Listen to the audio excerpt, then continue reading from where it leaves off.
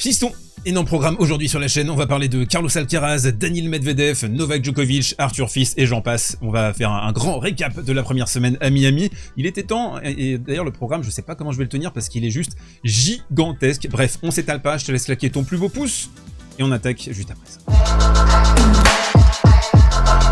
On attaque ce côté réseau express avec l'info croustillante de Je sais tes maths, la stat qui rend fou, et Arthur Fils qui nous régale, hein, la grosse victoire là contre Tiafoe et Zverev en enfilade. Et regardez, hein, cette stat elle est folle, ils ont réussi à se qualifier en quart de finale à Indian Wells et à Miami la même saison avant leurs 21 ans. La liste elle est tout simplement cousue de lettres d'or, on a simplement Robbie Ginepri dans cette liste qui n'a pas figuré dans le top 5, qui n'a pas au moins remporté un grand chelem, et dans la liste 7 d'entre eux ont atteint la place de numéro 1 mondial. Eh bien c'est tout ce qu'on souhaite à Tutur. En parlant de numéro 1 mondial, la situation est tragicomique dans le top 10. Tenez-vous bien, Yannick Sinner sera à l'issue du tournoi de Miami toujours numéro 1 mondial au classement ATP, mais également, et ça c'est plus fou, numéro 1 mondial à la race alors qu'il n'a disputé qu'un seul tournoi, donc il a les 2000 points de son titre à l'Open d'Australie. Et Alexander Zverev est en deuxième position, lui a joué 7 tournois pour 1665 points, c'est cataclysmique cette histoire. Allez, on bascule déjà sur le coin tactique. On va commencer par le premier match qui va nous intéresser, Carlos Alcaraz contre David Goffin. On va aller assez vite, mais je voudrais revenir avec vous sur quelques points qui me semblent importants de souligner. On l'a pas encore fait sur la chaîne. D'abord, c'est le langage corporel de Carlos Alcaraz, très là. On sentait, hein, ça respirait pas le bonheur, les poings serrés, ils étaient complètement fake. Il était beaucoup le regard fixé vers le sol, c'est inhabituel. Et même s'il va remporter le premier set au terme d'un très mauvais jeu de David Goffin, on sent, hein, il tousse au changement de côté, l'attitude elle est pas là, il a l'air malade, et on sent chez lui comme une forme de crise de confiance actuellement. Ce qui va se traduire dans le jeu, on va en reparler d'ici quelques instants, mais également dans sa nervosité, dans son irritabilité. Là par exemple, l'arbitre qui selon lui déclenche le chrono un petit peu tôt, il va se lever, il va bougonner, ça pareil, hein, c'est un langage corporel, c'est une manière de communiquer qui est rarissime pour un joueur d'habitude solaire. Et pour rentrer dans le détail avec vous maintenant, c'est un match qui va puer l'apathie générale, la Jean-Michel apathie si je peux me permettre, avec ici par exemple sur 1+1, il a fait la différence, mais il va marquer un temps d'arrêt avant d'y croire vraiment, de suivre avec une course au filet qui n'est pas du tout rectiligne, et forcément il va se faire cueillir par un gros passing de Goffin qui lui de son côté a fait son match. Et puis ce qu'il faut dire aussi, il faut être honnête à ce niveau-là, c'est que Carlos Alcaraz désormais il est lu, il est anticipé par ses adversaires, il y a quasiment un manuel pour le battre désormais. On a vu par exemple David Goffin beaucoup servir exter slicer côté égalité, s'ouvrir le court, faire défendre Carlos Alcaraz et ensuite aller soit sur le contre-pied, soit plein fer en jouant très vite côté ouvert. Et l'idée générale, hein, pour décapsuler Carlos Alcaraz, c'est de lui mettre la pression en permanence. Ici sur les secondes, Goffin qui a été royal pour rentrer à l'intérieur du court, empêcher Alcaraz d'avoir ce petit temps qu'il adore pour pouvoir déployer son jeu. Et le dernier point que je voulais souligner avec vous, c'est à quel point, on a vu, hein, ça bougeait pas vraiment les guibolles, il n'y avait pas les efforts, 3 grosses fautes directes ici dans ce jeu pour concéder le break au tout début du troisième set. Ça c'est inquiétant, hein. Et autrement plus inquiétant, Carlos Alcaraz ne s'est procuré aucune balle de break sur le set numéro 2 et numéro 3, complètement aux abonnés absents. Et aux abonnés absents aussi, regardez, hein, le langage corporel de Juan Carlos Ferrero, sa mine, sa grise mine, sa Antoine Griezmann. Je vous propose désormais, mes très chers goths, de fermer les yeux avec moi. Voilà, fermez vraiment les yeux et fermez les yeux également sur la performance ignoble de Daniil Medvedev qui s'est fait laver les fesses au savon de Marseille par Raume Mouna sur dur à Miami. Il s'est fait éclater, vraiment, c'est une performance délirante et Daniil d'ailleurs sortira du top 10 officiellement à l'issue de ce tournoi. Ça fait mal. Sans rentrer forcément dans le détail, performance tragicomique de la part du Russe qu'on adore nonobstant, 15 coups gagnants, 32 fautes directes, incapable de changer le moindre tempo, le moindre rythme, donc on reste dans la diagonale. On attend en fait que Munar fasse le jeu et les fautes, il a pas fait les fautes, il a surtout fait les coups gagnants, et en fait le seul coup de rupture de Daniil, c'était de s'engager longue ligne de temps en temps, mais à un moment donné, voilà, Munar, il a compris quoi. Alors le dossier du service de Daniil, on peut l'ouvrir rapidement, il est à 187 km/h en moyenne en première balle sur ce match, c'est très faible. Munar par exemple est à 207, il y a 20 km/h d'écart, on est sur un ace simplement, 4 doubles fautes, et surtout, 11 balles de break concédées pour Daniil Medvedev, tout le temps en difficulté, tout le temps dans la sauce derrière ses services. Munar qui s'est régalé dans ces conditions avec un Daniil très loin, donc on a vu du spam d'amorti, on a vu des accélérations létales de la part du joueur espagnol qui avait déjà été très bon à Dallas. Qui dit Daniil dominé, dit Daniil énervé de racket abuse en l'espace de 30 secondes avec un Daniil qui va lancer sa raquette, qui va même prendre un point de pénalité. Derrière, Medvedev qui va essayer de provoquer encore Mohamed Layani en attendant qu'il le regarde pour laisser tomber sa raquette en mode « est-ce que tu vas mettre encore un avertissement, un jeu de pénalité, etc. etc. » Toujours ce manque de maturité du côté russe, mais plus sérieusement, sortir du top 10, ça lui pendait au nez cette histoire. Una paleta rapidos pour évoquer la situation de Jack Draper qui s'est fait sortir d'entrée par Jakub Mensik, 21 ace côté tchèque, il sert le fuego depuis le début de ce tournoi, puis aussi on a vu les Guibol, ça manquait de souffle, clairement cette perf de la part du Britannique après son titre à Indian Wells. On ne le reverra qu'à Madrid, mais Joao Fonseca a illuminé ce tournoi de Miami avec l'ajout sur ce tournoi, et on va voir si ça se concrétise par la suite. Vous le reconnaissez peut-être, c'est Franco Davin, l'ancien coach de Juan Martín del Potro, de la Poutre, et également de Gaston Gaudio. Fonseca qui a distribué les jambons-beurre contre Hugo Humbert, qui l'a complètement désactivé, qui a engagé toutes les particules de son corps sur des coups droits juste fantastiques.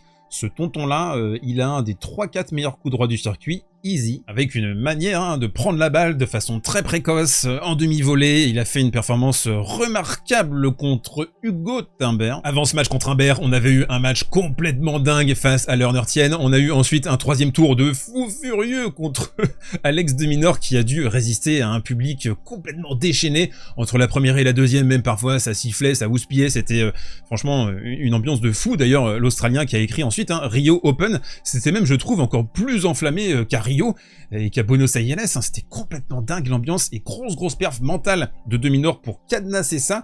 Il a prouvé lui qu'il était vraiment épaule top 10. De Minaur après ce match fou contre Fonseca qui a enchaîné face à Berrettini et qui s'est fait cueillir par Matteo Cluccittini dans des secteurs qui sont inhabituels pour lui, la défense et des énormes accélérations en revers long ligne. Ici par exemple, il va breaker d'entrée. Et on va aller vite sur ce match, mais on se retrouve sur une fin de partie délirante avec 6 balles de 7 sauvées du côté de Berrettini. Il va servir pour le match, il va se faire débreaker.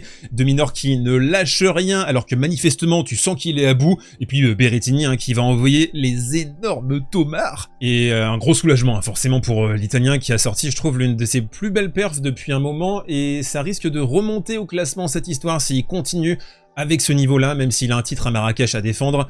Mais Berrettini, à ce niveau-là, c'est top 20 tous les jours. Miami, c'était le tournoi des folies, je pense que vous l'avez bien compris depuis le début de cette vidéo, et peut-être la plus grosse folie de ce tournoi, c'est Eala, qui sort un peu de nulle part. Bon, certes, on sait, on connaît l'histoire, Philippine, elle arrive dans l'académie de Rafa, mais elle a satellisé les deuxièmes balles de Swiatek, qui s'est fait donc encore une fois ultra pressée derrière ces deuxièmes balles. Elle est à 24% simplement, elle est à 6 sur 25 avec une position haute de la part d'Eala qui a sanctionné H24 Swiatek et qui a prouvé que cette joueuse, quand elle était pressée sur dur plus ou moins rapide, eh bien elle était désactivée. Allez, il nous reste 2 matchs au programme dans cette vidéo et on va développer un peu plus la situation de Novak Djokovic qui a remporté ses 3 premiers matchs du tournoi, qui va jouer Sébastien Corda tout à l'heure, qui manifestement est blessé, diminué au niveau de son poignet droit qui avait déjà été un souci pour lui début 2023. Il avait été mis sur le carreau pendant un petit moment à cause de ça. Et on a vu un Novak sur le début de la partie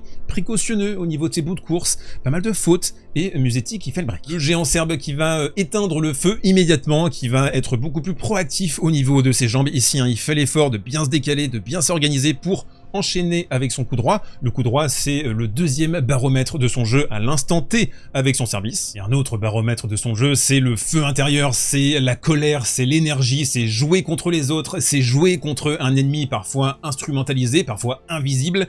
Et on a eu donc Fergus Murphy qui a eu l'excellente idée de donner un avertissement pour time violation aux Serbes. Cette histoire d'ennemi, ça avait été rappelé il n'y a pas si longtemps que ça par Marco Panicki, son ancien préparateur physique qui travaille désormais avec Yannick Sinner. Je vous laisse mettre une petite pause si vous voulez lire la déclaration de Panicki. Et nous on enchaîne, on revient sur la discussion entre Novak et Fergus Murphy avec en gros Djokovic qui lui dit mais donc en fait t'appliques les règles et tu sors jamais du cadre, t'as pas cette espèce d'intelligence émotionnelle de comprendre que sur certains rallyes, il faut pas déclencher le chrono.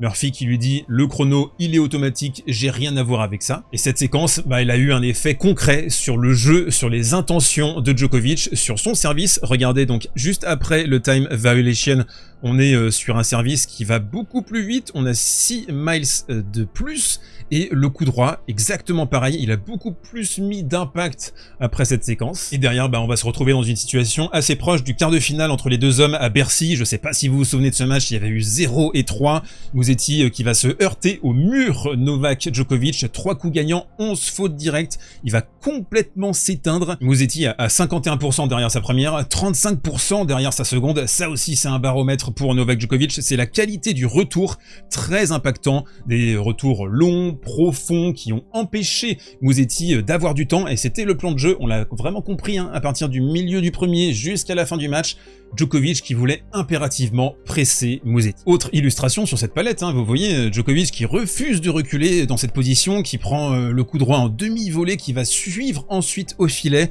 Quand il est vent dans le dos, Novak, ça fait très peur. Ce qui fait peur aussi, en tout cas pour ses futurs adversaires, c'est le visage de la conquête de Djokovic. On l'a vu impliqué, vous voyez ce visage?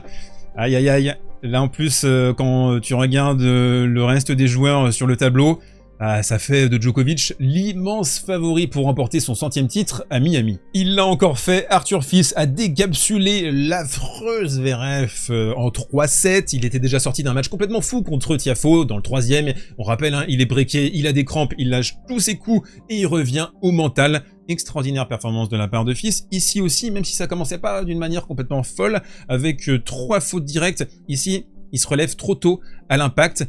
Et en fait, on va comprendre qu'il y a des petits soucis au niveau du bas du dos. Il va avoir l'occasion de recoller, il a 2 balles de débrinque pour revenir à 5-4, il va pas les faire, c'est un jeu qui est très long, c'est un jeu qui dure 12 minutes, et donc on a ce MTO à l'issue du premier set, et on se dit à ce moment-là, oh là là, les crampes déjà sur le match d'avant, le dos maintenant, ça va être compliqué. Et ça va pas être si compliqué que ça. Ce qui va pas être compliqué, c'est que Fils va se mettre debout sur la table, va exploser Zverev avec son coup droit dans la diagonale coup droit. Fils qui a clairement un meilleur coup droit, de meilleures intentions derrière ce coup que Zverev. Break d'entrée du coup pour Arthur Fils sur ce deuxième set avec, attention, un Arthur, quand il est relâché comme ça, derrière la deuxième, on a vraiment cette espèce de fluidité au niveau du haut du corps, ses intentions aussi de vouloir mettre tout de suite la pression sur Zverev, et ça c'est pas trop son truc. Et ces intentions, elles se sont reflétées concrètement sur la position d'Arthur au niveau de l'impact de ses retours derrière la deuxième de Zverev. Là vous voyez, on est sur le premier set, on est très loin, on est à 4 mètres, et dans le deuxième set, on est beaucoup plus collé à la baseline, voire carrément à l'intérieur. J'ai aimé aussi sur ce match le sens du jeu d'Arthur Fils, qui ici par exemple va faire un +1 sur son revers, et qui sent que Zverev va passer sous la balle, va faire un petit slice, et bien il avance vers l'avant, il va terminer ça au filet, il est à 9 sur 10 à la volée, et pourtant, dans le troisième, c'est Zverev qui va se détacher en premier avec 2 énormes fautes directes de la part d'Arthur, et ici, très rare, Zverev qui va prendre de vitesse avec son coup droit. Si, ce sont des séquences qui ont existé. Une séquence qui va réveiller la bête Arthur avec un coup qui va lui permettre de revenir, et ça c'est un coup qu'on voit pas forcément. Alors on va insister beaucoup sur le coup droit avec Fils, mais ce coup-là, moi je l'aime beaucoup, c'est ce recouvrement avec la main gauche, cette espèce de petit volume, et en fait il a sorti assez régulièrement Zverev du court dans cette position, et ensuite ça te permet d'avoir une balle qui revient sur ton coup droit dans cette position en décalage, et tu peux terminer dans un deuxième temps. Et donc on aura tout eu, on aura eu de la tactique, on aura eu aussi une sublime attitude. Parfois je reproche à Arthur de sortir de ses matchs assez tôt, de baisser les bras. Là, c'est pas du tout le cas sur ce Double Sunshine, il est méga impliqué, ça fait plaisir. Et cette implication, elle s'est aussi reflétée dans la défense d'Arthur, avec 4 coups gagnants simplement dans le jeu pour Zverev. Vous imaginez, un revers et coup droit compris, il a pas réussi à déborder l'immense citadelle imprenable de Fils qui ici va punir l'Allemand sur un revers long ligne délicieux. Non, on peut pas terminer ce coin tactique sans évoquer le match de la nuit dernière entre Cerundolo et Dimitrov Dimitrov qui a 7 balles de 7 dans le premier set, qui les fait pas, qui perd le premier set au tie-break. Ensuite, on se retrouve dans le troisième, ça part dans tous les sens, pas mal de fautes ésotériques de la part des deux joueurs. Balle de match pour Cerundolo, on est sur une deuxième de Dimitrov, et paf, hop, le retour de revers qui va rester milieu du filet. Oi, ça a pas mal cogité, hein, je pense, dans la tête du joueur argentin. Dimitrov qui sauve en partie sa finale de l'année dernière à Miami, et qui est, en vrai, hein, l'un des gros animateurs, je trouve, de ce Double Sunshine. Se souvient de son gros match Indian Wells contre Monfils. C'est l'heure du coin prono sponsorisé par les Winamax de Winamax. Vous avez un lien dans la description. Jusqu'à 100 € de free bet pour toute première inscription sur Winamax. Offre exclusivement réservée aux adultes, et ne pariez que des sommes plaisir. Ne jouez pas des sommes que vous ne pouvez pas perdre. Nous avons donc les 3 derniers quarts de finale. Vous l'avez compris, Dimitrov s'est qualifié pour les demi. Nous aurons donc Arthur Fils contre Jakub Mensik. C'est un flip.